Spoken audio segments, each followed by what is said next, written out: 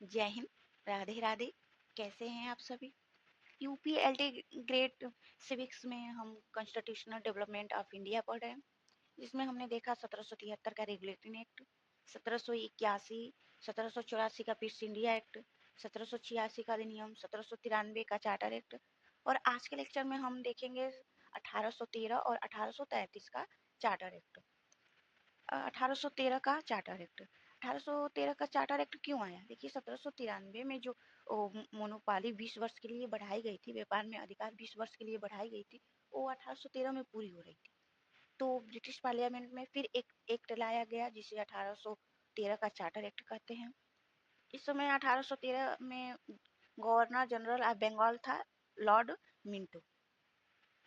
1813 के charter act के द्वारा फिर से भारत में ईस्ट इंडिया की शासन की अवधि को 20 वर्ष के लिए बढ़ा दिया गया था। जैसे कि 1793 में 20 वर्ष के लिए बढ़ा दिया गया, तो 1813 तक हुआ।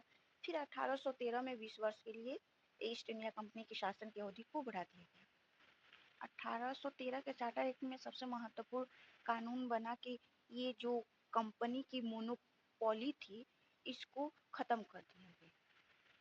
खासकर ट्रेड मोनोपोली कंपनी के व्यापारिक अधिकार को समाप्त तो कर दिया, लेकिन चाय और चीन के साथ मोनोपोली बना रहा।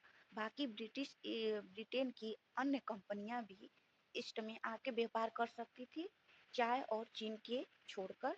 चाय और चीन में एकाधिकार बना रहा। क्वेश्चन पूछा जाता है कि किस एक्ट के तहत व्यापार में अधिकार को खत्म कर दिया गया? तो किस एक्ट के तहत खत्म किया गया? 1813 का चार्टर अधिनियम। अब कोई भी ब्रिटिश व्यापारी कंपनी भारत में आकर व्यापार कर सकती थी।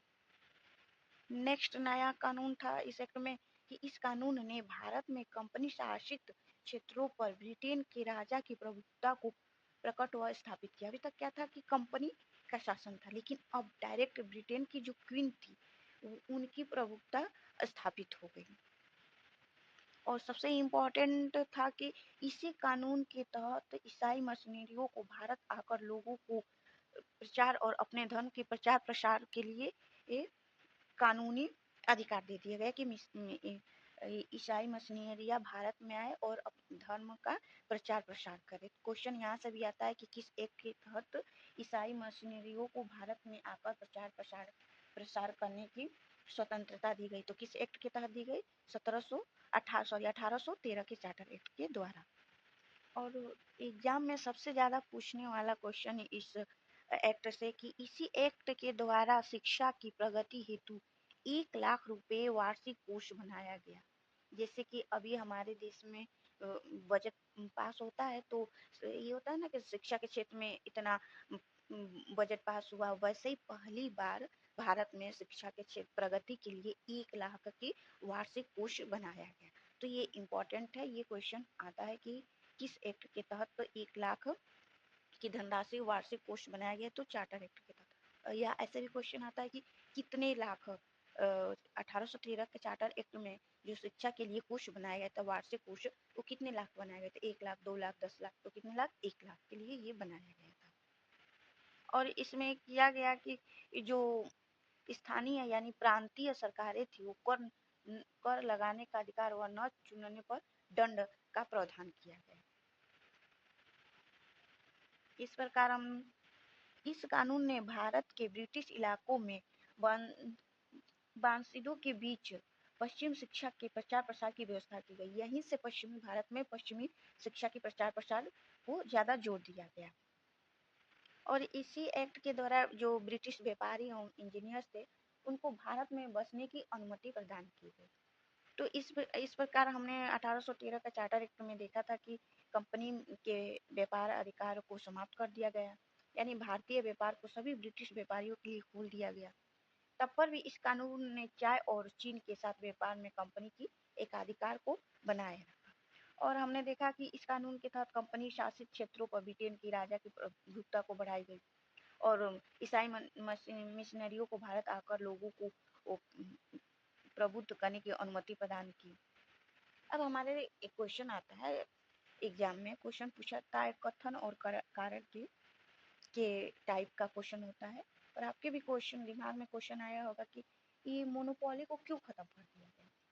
आखिर में जो 31 दिसंबर 1600 में बनाया गया था कि भारत में केवल ईस्ट इंडिया कंपनी का एकाधिकार होगा, तो इसे क्यों खत्म किया गया। 1813 चार्टर एक्ट में जो था कि कंपनी के एकाधिकार को समाप्त करने का 3 कारण था। पहला था कि 1773 से लगातार ब्रिटिश संसद द्वारा ईस्ट इंडिया पर नियंत्रण बना रहा। दूसरा रीजन था ब्रिटेन की औद्योगिक व्यवस्था। आपको पता है कि सबसे पहले ब्रिटेन में औद्योगिकरण हुआ, ठीक है, तो उसकी औद्योगिक व्यवस्था। और तीसरा रीजन है नेपोलियन का आर्थिक नाकाबंदी, जिसे बोलते हैं महाद्वीपीय व्यवस्था। अब देखिए भारत में कैसे व्यापार होता था कि जैसे मान लीजिए ये आपका ब्रिटेन है, ओके, और ये भारत है। अब यहाँ भारत में ईस्ट इंडिया कंपनी का वर्चस्व था, ईस्ट इंडिया कंपनी का वर्चस्व था।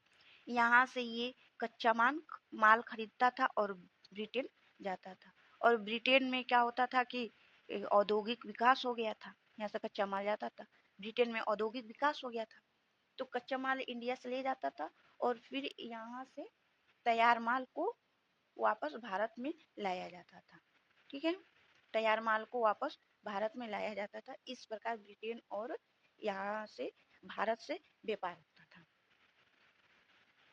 जब ईस्ट इंडिया कंपनी का एकाधिकार था तो क्या होता था कि सिर्फ ईस्ट इंडिया कंपनी ही ये ईस्ट इंडिया कंपनी ही भारत से कच्चा माल लाती थी और तैयार माल को फिर वापस भारत के बाजारों में बेचती थी। तो जब ब्रिटेन में औद्योगिक विकास हो गया तो ब्रिटेन के अन्य व्यापारी दल बोले कि आप मोनोपोली को हटाइए और हमें भी बाजार भारत में बाजार की अनुमति दीजिए, जिससे कि हमारा इकोनॉमी ग्रोथ हो। तो वहाँ का पार्लियामेंट पर ब्रिटिश पार्लियामेंट पर दबाव डाला गया।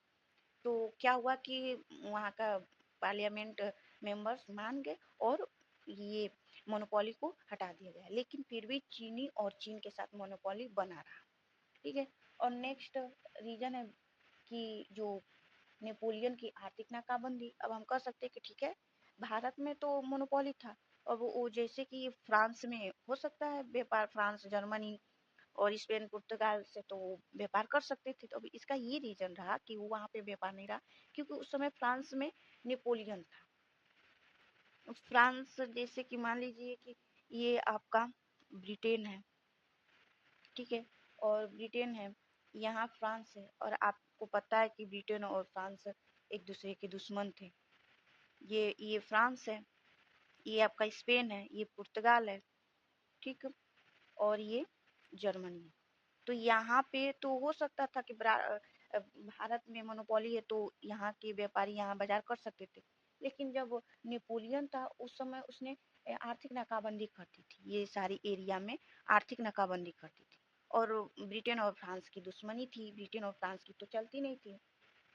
तो ये अब कोई ऑप्शन नहीं रह गया था कि व्यापार किया जाए यहाँ पे, और इसलिए ये भारत में ऑप्शन ढूंढे और भारत में मोनोपोली को हटाया गया ताकि ब्रिटेन का इकोनॉमी ग्रोथ हो सके। अब 1833 का चार्टर एक्ट, क्या हुआ कि ईस्ट इंडिया कंपनी की अवधि को 20 वर्ष 1813 में बढ़ाया गया, तो इसकी अवधि पूरी हो गई 1813 में। फिर से ब्रिटिश पार्लियामेंट में एक्ट लाया गया जिसे 1833 का चार्टर एक्ट कहते हैं। अभी इस 1833 के चार्टर एक्ट को एक और बोलते हैं सेंट हेलेना एक्ट। इसको बोलते हैं सेंट हेलेना एक्ट। इम्पोर्टेंट है, क्वेश्चन में आ भी सकता है कि सेंट हेलेना एक्ट किस एक्ट को बोला जाता है, तो 1833 को। इस एक्ट के द्वारा ईस्ट इंडिया कंपनी की अवधि को 20 वर्ष पुनः बढ़ा दिया गया और व्यापारिक एकाधिकार को पूरी तरह खत्म हो गया। जैसे कि अब हमने पढ़ा था अभी 1813 में व्यापारिक अधिकार को खत्म किया, तो 1813 में व्यापारिक अधिकार को खत्म किया गया था, लेकिन चीनी और चाय पर अभी भी अधिकार था, एकाधिकार बना था ईस्ट इंडिया कंपनी को। अब 1833 में पुनः पूरी तरह खत्म कर दिया। क्वेश्चन पूछता है कि किस एक्ट के द्वारा पूरी तरह ईस्ट इंडिया कंपनी का व्यापारिक एकाधिकार खत्म किया गया, तो 1813 के चार्टर एक्ट के तहत पूरी तरह व्यापारिक एकाधिकार को खत्म कर दिया गया।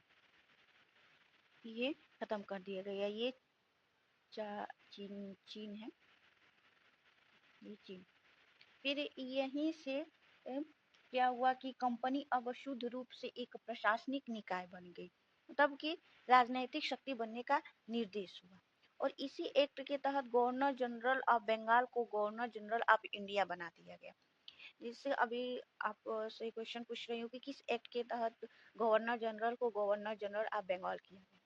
अब इस 1833 के चार्टर एक्ट के तहत गवर्नर जनरल ऑफ बंगाल था, वो अब पूरे भारत का गवर्नर जनरल ऑफ इंडिया बन गया, क्योंकि इस 1833 तक मैक्सिमम भारत के क्षेत्रों पर क्या हुआ था कि ईस्ट इंडिया कंपनी का क्षेत्र अधिकार आ गया, तो इसलिए पूरे बंगाल का गवर्नर जनरल कहना अच्छा नहीं था, तो पूरा भारत का गवर्नर जनरल बन गया 1833 के चार्टर एक्ट के द्वारा। ये जो गवर्नर जनरल ऑफ इंडिया था, वो कंपनी के नागरिक एवं फौज प्रशासनिक कार्यों का सर्वोच्च अध्यक्ष एवं राजस्व पर पूर्ण नियंत्रण व केंद्रीय सरकार का सर्वोच्च बना दिया गया गवर्नर जनरल ऑफ इंडिया। पहला गवर्नर जनरल ऑफ इंडिया बना था, वो कौन बना था? Lord William Bentinck. First governor general of India कौन? Lord William William Bentinck. जो गवर्नर जनरल ऑफ इंडिया की काउंसिल में एक विधि सदस्य को जोड़ा गया। क्वेश्चन आता है कि किस एक्ट के तहत विधि सदस्य को जोड़ा गया? तो 1833 का चार्टर अधिनियम। और उसका हेड कौन बना? Lord Macaulay. लॉर्ड मैकाले उसका हेड बना। और इसी एक्ट के द्वारा एक एक लॉ कमीशन बना जिसका हेड मैकाले था। इस एक्ट का धारा 87 में धर्म, जाति और लिंग में भेद नहीं किया जाएगा। जैसे कोई भी सरकारी पोस्ट हो, वहाँ पे धर्म, जाति, लिंग में भेद नहीं किया जाएगा। सबसे इम्पोर्टेंट है, क्वेश्चन यहाँ से बनते भी है कि किस एक्ट के धारा में या किस एक्ट में ये प्रावधान किया गया कि धर्म, जाति, लिंग में कोई भेद नहीं किया जाएगा, तो किस एक्ट में किया गया? 1833 का चार्टर एक्ट। 1833 ही में ये प्रोविजन किया गया कि दास प्रथा को समाप्त कर दिया गया। हालांकि दास प्रथा 1833 में समाप्त नहीं हुई, दास प्रथा पूरी तरह 1847 के अंदर समाप्त हुआ, लेकिन प्रोविजन बनाया गया 1833 में ही कि दास प्रथा को समाप्त कर दिया गया। ये भी क्वेश्चन आता है 1833 से कि किस एक्ट के तहत दास प्रथा को समाप्त करने का प्रावधान दिया गया। खत्म नहीं किया गया, पूरी प्रावधान दिया गया था 1833 का चार्टर अधिनियम। इस प्रकार हम देखिए कि गवर्नर जनरल ऑफ इंडिया की अनुमति उपरांत ही प्रांत अपने बजट को व्यय कर सकता था। यह एक कानून आयोग बना था, उसका अध्यक्ष मैकाले को नियुक्त किया गया। बॉम्बे और मद्रास के गवर्नरों की सदस्यों की संख्या घटाकर 2 कर दी गई। बॉम्बे और मद्रास को अपनी पृथक पृथक सेना रखनी थी, लेकिन केंद्र के नियंत्रण में ही था वो। यूरोपियन को भारत में बसने की स्वतंत्रता दी गई।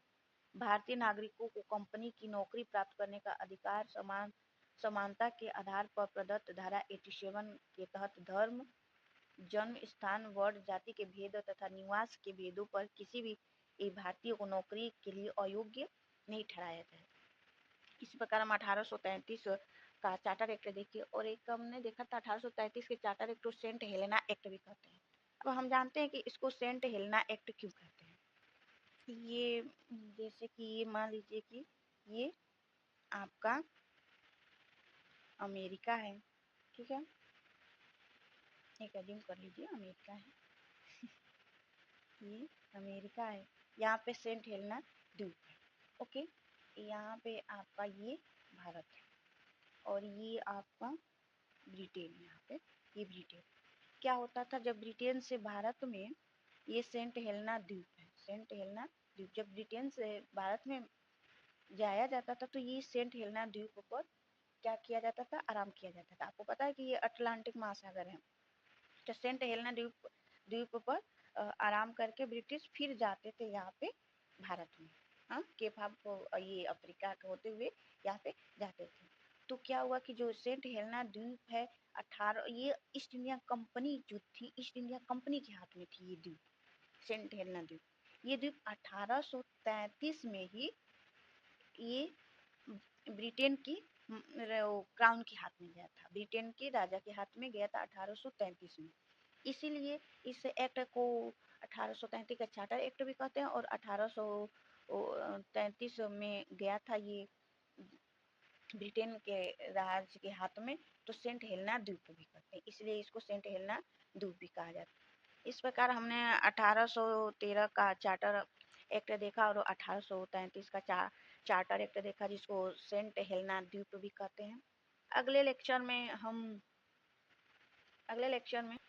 1853 का चार्टर अधिनियम देखेंगे। आज के लिए इतना ही। बहुत बहुत धन्यवाद। मेरे चैनल को सब्सक्राइब करें, लाइक करें और कमेंट जरूर करें, ताकि आपकी नीड का मुझे पता हो सके कि आपको नेक्स्ट किस लेक्चर की ज़रूरत है। मैसेज जरूर करें। बहुत बहुत धन्यवाद। जय हिंद, जय भारत। धन्यवाद।